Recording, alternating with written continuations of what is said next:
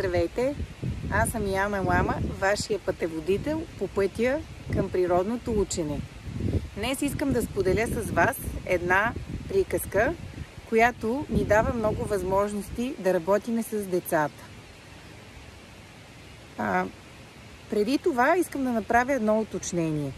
Ние в България сме изключително облагодетелствани и имаме страшно много предпоставки да учиме децата и себе си чрез природата. Защо? Ние имаме три много важни елемента. Първо, имаме изключително разнообразна природа в цялата страна.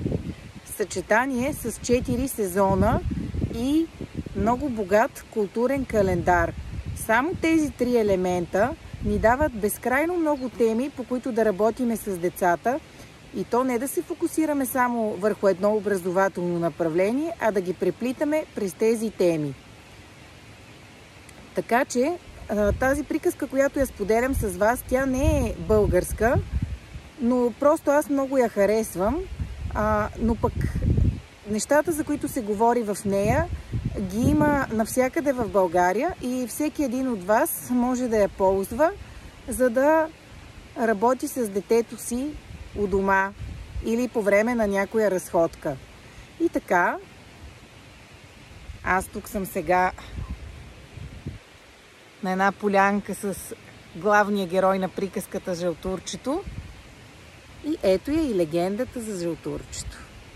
Един ден феята на цветята решила да разбере кое ще бъде нейното любимо цвете. Тръгнала да обикаля земята, летяла и първо видяла едно червено лале.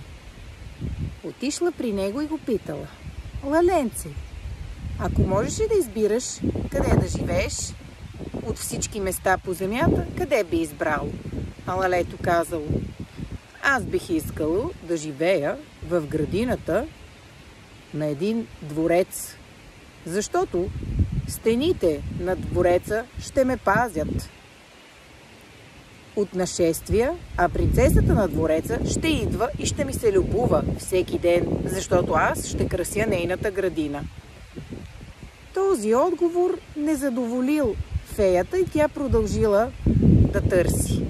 Летяла и видяла една красива роза.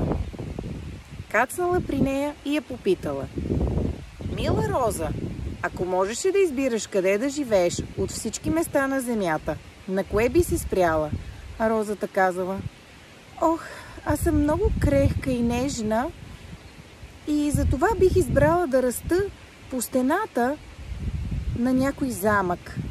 Дебелите каменни стени ще ми дават сила и ще ме пазят.“ И този отговор не се харесал особено на феята.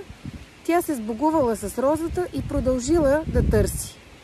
И така, летейки, видяла една малка лилава теменушка. Кацнала и при нея и я попитала: „Теменушке, ако можеш ли да избираш къде да живееш, къде би избрала?“ А теменушката казала: „Ох, аз бих избрала да живея в гората. Дърветата ще ми правят сянка, мъхът ще ми дава влага и там ще си седя на спокойствие, без никой да ме закача.“ За съжаление, и този отговор не допаднал на феята. Малко натъжена, че не може да избере любимото си цвете, тя продължила обиколката си и изведнъж попаднала на жълтурчето. Това на пръв поглед обикновено цветенце, което расте навсякъде. И го попитала: „Мило жълтурче, ако можеш ли да избираш къде да живееш от всички места на земята, къде би избрал?“ „Ох, аз бих искало да раста там, където са децата. Ще раста в дворовете на всички училища и детски градини. Ще излизам изпод бордюрите на тротуарите, по всички полета. Просто навсякъде, за да ме виждат децата и да ме откриват и да ми се радват, както се радват на слънцето, защото аз ще им напомням за него, и да играят с мене, и да плетат венци.“ И този отговор така зарадва феята, защото жълтурчето било едно жертвоготовно цветенце, което било готово да споделя себе си с останалите, а не искало просто да му се любуват или да си седи на спокойствие. И тогава тя избрала това цветенце за своето най-любимо цвете. И за награда знаете ли какво му дала? Дала му възможността да цъфти не един път през пролета, а 2 пъти в годината. През пролета и есента, за да може да носи двойно по-голяма радост на децата. И както знаете, наистина, жълтурчето е едно от любимите ни цветя за работа, но е много важно да се отбележи, че много хора го смятат за плевел, а то всъщност е изключително важно, защото е едно от първите пролетни цветя и съответно е от първите източници на храна и прашец за пчеличките и другите насекоми. Така че не дейте винаги го изкоренява, а му се любовайте и покажете на децата си какво могат да правят с него, защото идеите са безброй. А от тази приказка има толкова много неща, които може да направите с децата. Да тръгнете на разходка и да намерите цветенцата от приказката и да научите за тях. Да посъберете жълтурчета и да си изработите някаква картина или нещо друго творческо. Да си поговорите за поуката, за това колко е хубаво да споделяш. А отделно може да измислите и още много други неща, не само в тези направления.